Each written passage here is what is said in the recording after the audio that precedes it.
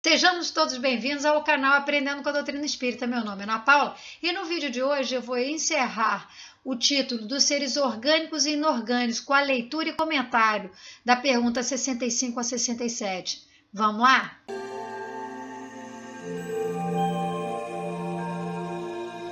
(65) O princípio vital reside em alguns dos corpos que conhecemos. Ele tem por fonte o fluido universal, é o que chamais fluido magnético ou fluido elétrico animalizado. É o intermediário, o elo existente entre o espírito e a matéria. 66. O princípio vital é um só para todos os seres orgânicos? Sim, modificado segundo as espécies. É ele que lhes dá movimento e atividade e os distingue da matéria inerte, porquanto o movimento da matéria não é a vida. Esse movimento ela o recebe, não o dá. 67. A vitalidade é atributo permanente do agente vital ou se desenvolve tão só pelo funcionamento dos órgãos? Ela não se desenvolve senão com o corpo. Não dissemos que esse agente sem a matéria não é a vida? A união dos dois é necessária para produzir a vida. 67A. Poder-se-á dizer que a vitalidade se acha em estado latente quando o agente vital não está unido ao corpo? Sim, é isso.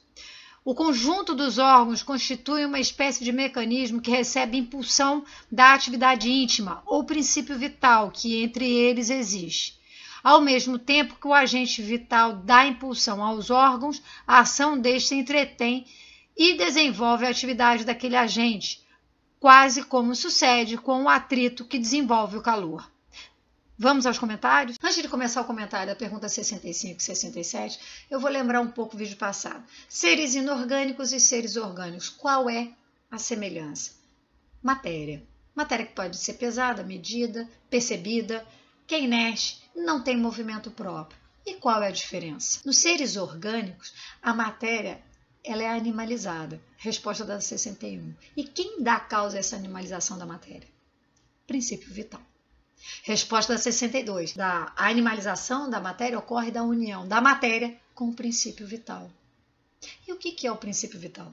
Onde é que ele se encontra? O princípio vital, gente, é fluido cósmico universal transformado, assim como a matéria. E agora eu vou trazer porque eu vou falar mais na frente, o perispírito também. Tanto a matéria, quanto o fluido vital, quanto o perispírito, os três são transformações do fluido cósmico universal. E quem que opera essa transformação? Altíssima espiritualidade. Os engenheiros siderais, como fala Miramês, os prepostos de Deus, são aqueles, gente, que estão no topo da pirâmide na escala espírita.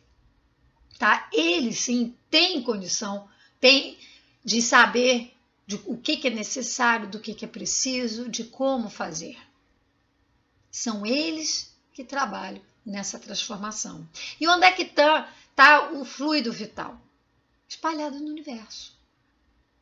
Olha lá o que diz a pergunta 36 do Livro dos Espíritos. O vácuo absoluto existe em alguma parte no espaço universal? Não, não há vácuo.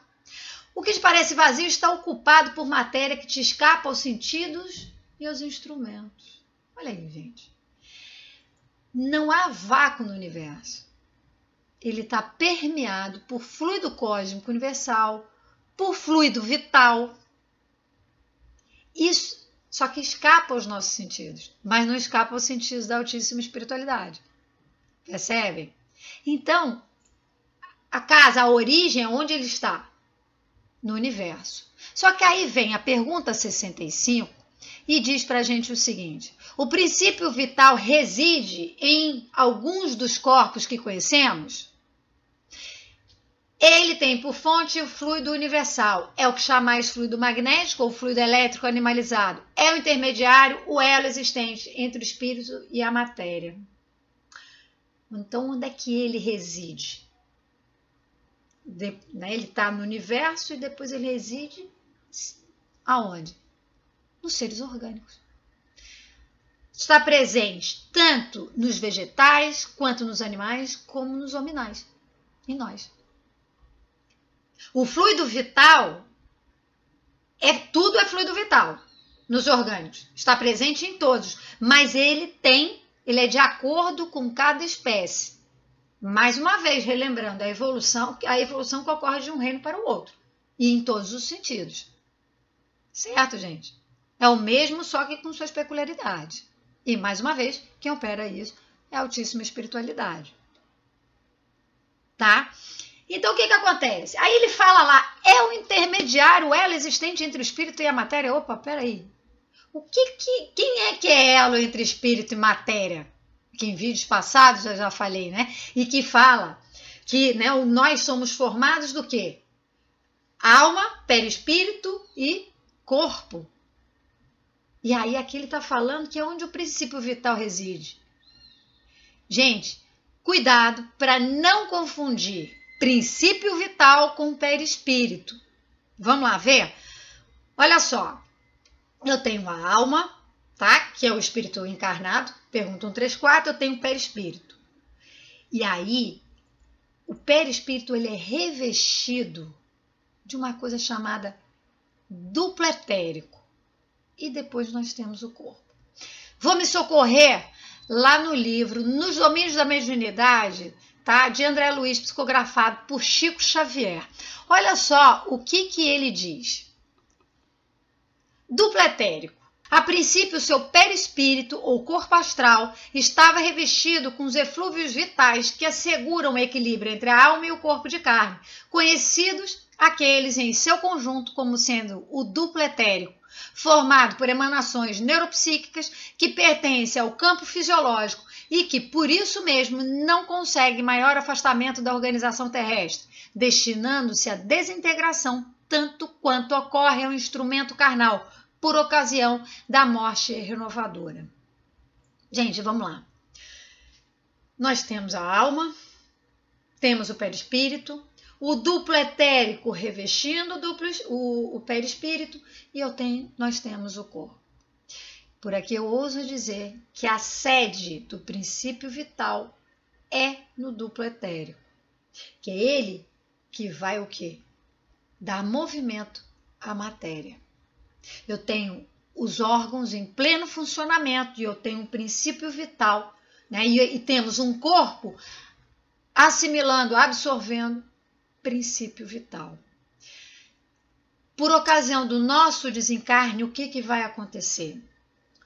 O corpo falece, os órgãos param de funcionar, tá?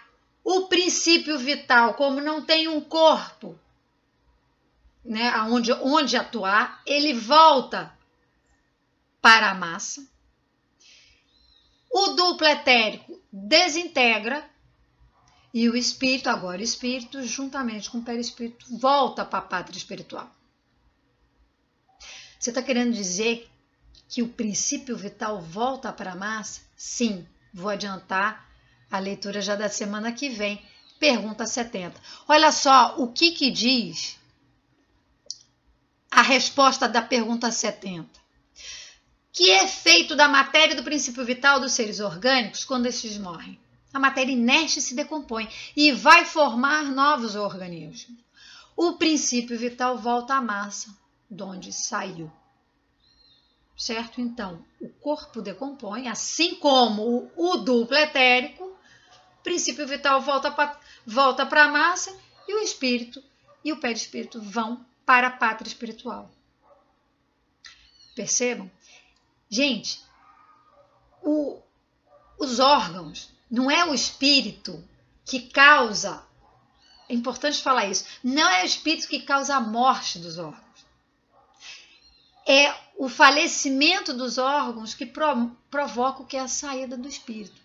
De onde eu tirei isso? Vamos lá dar uma olhada? A gente hoje está com muita leitura, mas é muito importante para a gente alinhavar isso tudo. Vamos lá ver o que diz a Gênese. Olha lá. Capítulo 11, União do princípio espiritual à matéria. Por ser exclusivamente material, o corpo sofre as vicissitudes da matéria. Depois de funcionar por algum tempo, ele se desorganiza e se decompõe. O princípio vital, não mais encontrando elemento para sua atividade, se extingue e o corpo morre. O espírito, para quem o corpo privado de vida se torna inútil, deixa-o como se deixa uma casa em ruínas ou uma roupa imprestável. E, continuando, gente, olha o que diz na mesma Gênesis, lá no item 18, mas na encarnação dos espíritos. Olha lá, a união do perispírito e da matéria carnal, que se efetuara sob a influência do princípio vital do germe, cessa desde que esse princípio deixa de atuar em consequência da desorganização do corpo. Mantida que era por uma força atuante, tal união se desfaz logo que essa força deixa de atuar. Então o perispírito se desprende molécula a molécula, conforme se unira, e ao espírito é restituída a liberdade. Assim não é a partida do espírito que causa a morte do corpo. Esta é quem determina a partida do espírito. Dado que um instante após a morte completa é a integração do espírito, que suas faculdades adquirem até maior poder de penetração, ao passo que o princípio de vida se acha extinto no corpo.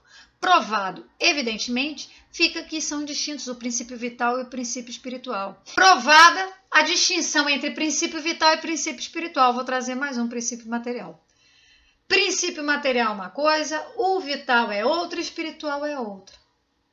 Agora a pergunta é possível a presença da matéria, tá? Do princípio material, junto com o princípio vital, sem a presença do espiritual? Vamos ver? Pergunta 136 do Livro dos Espíritos. A alma independe do princípio vital? O corpo não é mais do que envoltório, repetimos-lo constantemente. Pode o corpo existir sem a alma? Pode. Entretanto, desde que cessa a vida no corpo, a alma o abandona. Antes do nascimento, ainda não há união definitiva entre alma e corpo. Enquanto que depois dessa união, se haver estabelecido, a morte do corpo rompe os laços que o prendem à alma e este o abandona. A vida orgânica pode animar um corpo sem alma, mas a alma não pode habitar um corpo privado de vida orgânica. Que seria o nosso corpo se não tivesse alma? Simples massa de carne sem inteligência. Tudo o que quiser, exceto um homem. Vocês podem perguntar se tem exemplo disso? Morte cerebral. O que acontece na morte cerebral? Nós temos um corpo com os órgãos funcionando a pleno vapor, um princípio vital atuando, né? Esse corpo absorvendo o princípio e assimilando esse princípio vital, e o espírito não está mais ali. Tanto que é permitida a doação dos órgãos, né? E a aferição dessa morte cerebral por uma equipe de médicos, né? De acordo com a legislação atual, uma equipe de médicos, não um médico só. Percebam? Então, a vida orgânica pode animar um corpo sem alma, mas a alma não pode habitar um corpo privado de vida orgânica.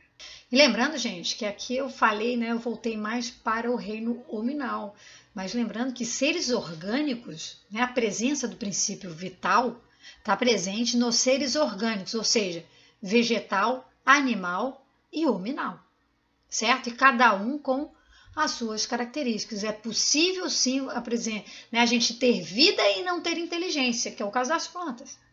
Ali tem vida, nasce, cresce e morre.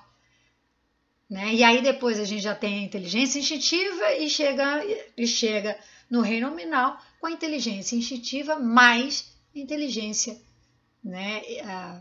O raciocínio, a razão, né? A consciência. Não é isso? Como diz lá na abertura, né? Na introdução do Livro dos Espíritos, é algo mais que a moral. Né? E então assim, né? Para fechar o vídeo de hoje, eu vou trazer mais uma vez, né, gente, comentários de Miramês, a pergunta 67, peguei o último parágrafo, olha lá o que diz: tudo que existe se integra em uma corrente de vida universal em busca do despertamento de todas as suas qualidades, e esse intercâmbio, essa união de todas as coisas é força do amor de Deus para a paz e a luz de todas as criaturas. Homens, uni-vos no bem, vos sentireis melhor. Todas as portas se abrirão como que por encanto.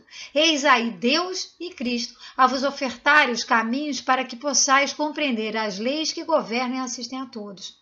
E quando todos passardes a amar, a força vital que vos estimula a vida será mais ativa e vos mostrará ângulos mais convenientes para seguirdes em direção a Deus. Univos. Vamos unir?